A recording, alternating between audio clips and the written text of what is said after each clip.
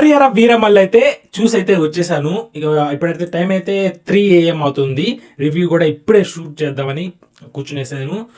Cinema as a ఫ్యాన్గా అయితే వెళ్ళాను. 10:30 AM అయితే స్టార్ట్ చేశారు. ఆ టైటిల్ కార్డుకి mental ఎక్కేసింది.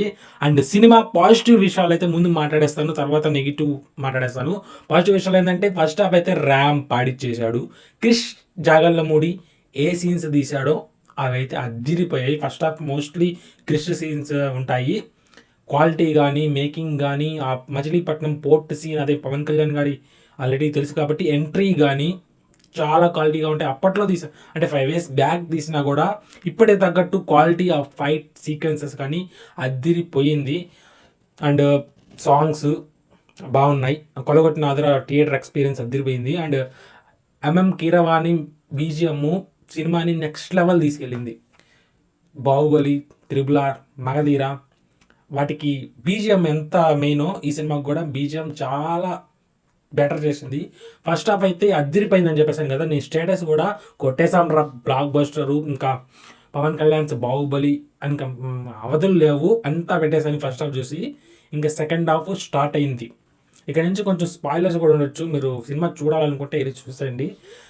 Mainly cinema second half ఎందుకు తేడా వచ్చిందంటే కిష్ డైరెక్షన్ చేయలేదు, ప్లస్ పార్ట్ 2 2 పార్ట్లు చేసి ఈ సనాతన ధర్మాన్ని తెచ్చి యాడ్ చేశారు. బట్ ప్రాబ్లం లేదు, అది కూడా మెయిన్లీ ఆ గ్రాఫిక్స్, హార్స్ రైడింగ్ ఒక జర్నీ ఉంటుంది. ఆల్రెడీ ట్రైలర్లో చెప్పేశారు కదా, కోహినూర్ డైమండ్ తేడానికి మనవాడు వెళ్తారని.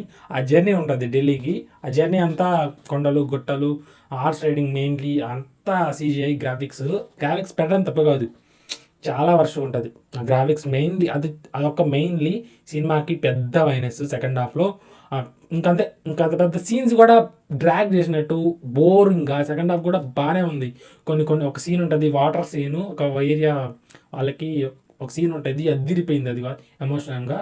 అండ్ సనాతన ధర్మ సీన్ కూడా క్లైమాక్స్ ముందు వస్తుంది, ఒక పాప ఎమోషన్తో ఉంటుంది, అది కూడా అద్దిరిపోయింది. లెవెల్ అని చెప్పుకోవచ్చు ఫస్ట్ హాఫ్. సెకండ్ హాఫ్ ఆ గ్రాఫిక్స్ కొంచెం అవి పక్కన పెట్టేస్తే ఓవరాల్గా సినిమా అయితే బాగుంది. పవన్ కళ్యాణ్ గారిని ఆఫ్టర్ 7 years స్ట్రైట్ ఫిలింలో చూస్తున్నాం కదా, దానికి వర్త్ అనిపించేస్తుంది. మీరైతే వెళ్ళి ఫ్యామిలీస్తో మాత్రం చూసేయండి. ఇవన్నీ కొంచెం గ్రాఫిక్స్ అయితే పక్కన పెట్టేస్తే సినిమా ఓవరాల్గా అదిరిపోద్ది. సినిమా వచ్చేటప్పటికి బయటకు వచ్చేటప్పటికి ఓ మంచి ఎక్స్పీరియన్స్ అయింది అనుకుంటారు మీరైతే. ఎందుకంటే పవన్ కళ్యాణ్ గారు ఇంకా తక్కువ సినిమాలు తీస్తాడు, మనం థియేటర్లో చూస్తే బాగుంటుంది దాన్ని. అండ్ సెకండ్ పార్ట్కి లీడ్ కూడా ఇచ్చేసాడు, అంతగా అనిపించలేదు. బట్ క్లైమాక్స్ గ్రాఫిక్స్ బాగా చేశారు.